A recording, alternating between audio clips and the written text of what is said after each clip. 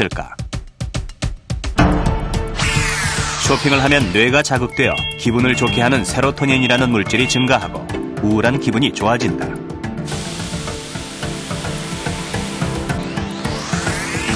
설탕을 먹었을 때도 이와 비슷한 움직임이 뇌에서 일어나게 되는데, 설탕을 먹으면 뇌의 보상 회로를 통해서 또 다른 물질인 베타 엔돌핀이 분비되고 우리는 일시적으로 기운이 솟거나 기분이 좋아짐을 느끼게 된다. 우리는 왜 좀 더 강한 단맛, 좀 더 많은 설탕을 원하게 되는 것일까? 설탕이 우리 몸에 들어오면 롤러코스터 같은 효과가 나타난다. 더 높이 오를수록 더 낮게 떨어져서 즐겁고, 빠르면 빠를수록 그 쾌감에 길들여진다. 몸속의 설탕, 혈당 때문이다. 설탕은 혈당을 어떻게 변화시킬까? 혈당지수 검사. 실험에 참가한 여성 3명에게 각각 쌀밥과 잡곡밥 그리고 설탕을 먹인 뒤 30분 간격으로 혈당을 체크했다. 각각의 음식물이 몸에 흡수되는 속도를 알아보기 위한 실험이다.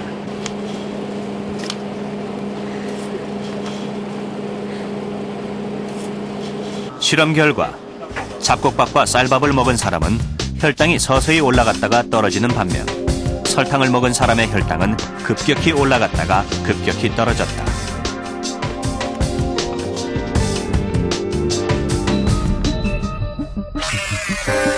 그 이유는 각각의 음식물이 우리 몸에 흡수되는 속도가 다르기 때문이다.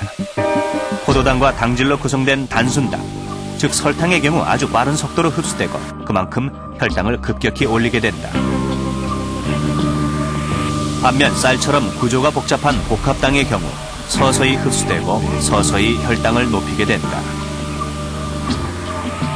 혈당이 서서히 올라가게 되면 그 올라가는 정도에 맞춰서 인슐린이 적당히 조절이 되면서 분비가 되는 반면에, 급격하게 혈당이 올라가면은 인슐린이 급하게 이제 과량을 분비하게 되거든요.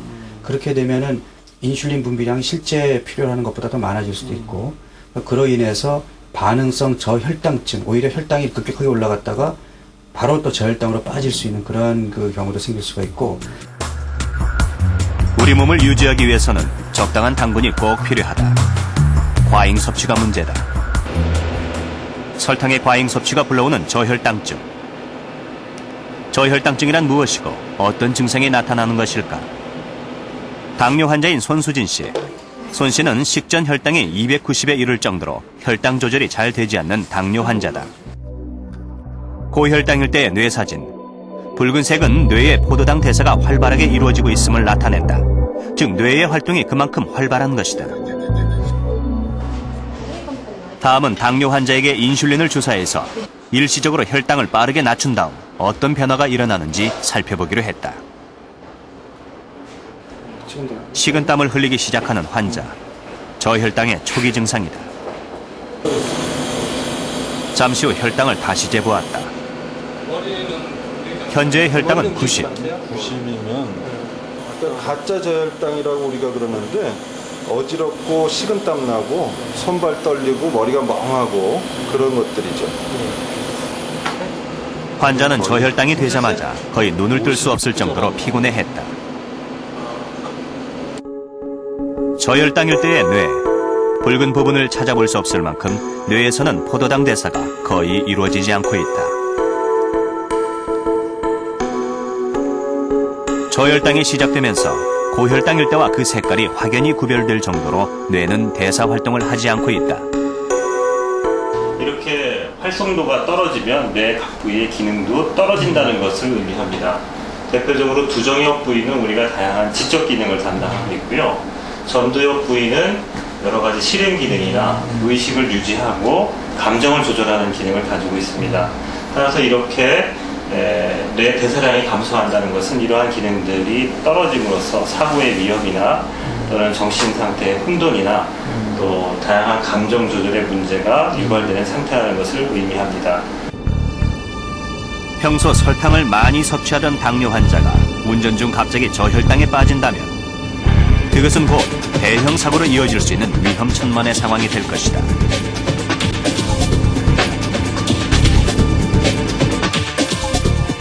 실제로 일본 홋카이도에서 교통사고를 자주 내는 사람들의 식생활을 분석한 결과 다른 음식에 비해 설탕의 섭취량이 지나치게 높았던 것으로 나타났다.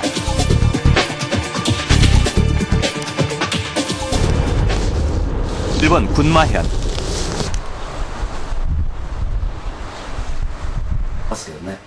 설탕의 과잉 섭취에 대해 50년간 연구해온 영양학자 오사와 히로시 교수. 그의 연구는 지나친 설탕 섭취가 사람들의 정신 건강에 어떤 영향을 미치는가를 중심으로 이루어져 왔다.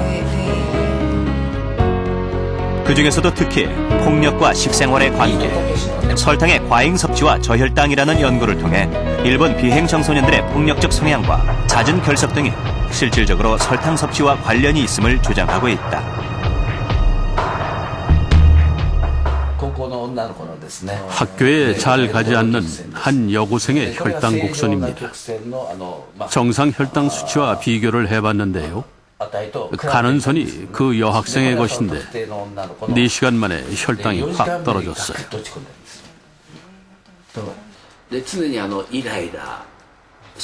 저혈당증이 되면은 항상 초조하고 신경과민해, 또 이유 없이 무섭다거나 불안해지는 등 많은 정신적인 증상이 나타납니다. 더 무서운 것은 혈당을 회복하기 위해 부신에서 아드레날린이라는 호르몬이 분비되는데 이 호르몬이 사람을 아주 공격적으로 만든다는 겁니다.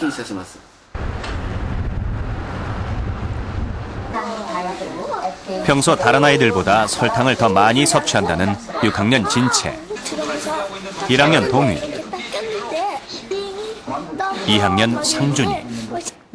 이 아이인데요. 이 아이의 경우에는 하루에 설탕을 160g. 아이들은 초콜릿, 과자, 탄산음료 등 우리나라 하루 설탕 권장량보다 많게는 6배까지 설탕을 많이 먹고 있었다. 오늘 많이 기다리고 또 오늘 선생님하고 얘기. 목소림이 굉장히 심해요. 아빠 막 사람위로 막 올라타고 불러서 자다가 일어나가지고 거꾸로 자고 그러고 자다가 일어나가지고 앉아있죠. 막 무서워요.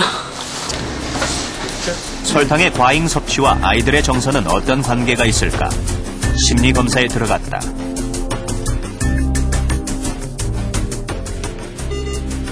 그런데 검사를 시작한 지 10분이 지나면서부터 진채는 집중을 하지 못하고 산만한 태도를 보이기 시작했다.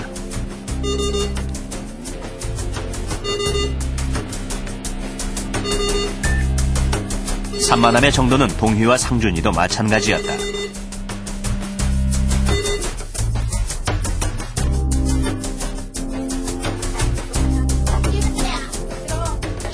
(1학년) 동휘의 경우 검사 시간이 지날수록 더욱더 집중을 하지 못했고 결국 지능검사를 중단할 수밖에 없었다. 동이 너보다 훨씬 어린 애가 너한테 싸움을 걸어와. 그러면 너는 어떻게 할 거야? 그냥 발로 까. 발로 까? 날려? 그림 그리기 등 다양한 심리검사를 통해 세 아이들에게서 모두 주의력 결핍과 약간의 과잉 행동장애 징후를 발견할 수 있었다. 이제 주로 증상은 움직임이 많은 아이들, 제자리에 가만히 못 있는 아이들, 또 뭔가 과제가 주어졌을 때 이게 끝까지 하지 못하는 아이들, 그리고 요구사항이 있을 때 즉시 해야 되는 거예요. 이제 보통 참는 힘이 없거나 또는 이제 공격적인 그런 성향을 보이는 아이들을 이제 보통 ADHD라고 이야기를 하고요. 깎아서 한 공기 정도인데 이거보다 아침에 식욕이 별로 한 달 동안 애들도. 그래서 설탕이 최대한 배제된 식사를 하게 한 뒤 다시 같은 검사를 해보기로 좀 했다. 맛이 없다 싶으면 이것도 20일 뒤 진채네 집.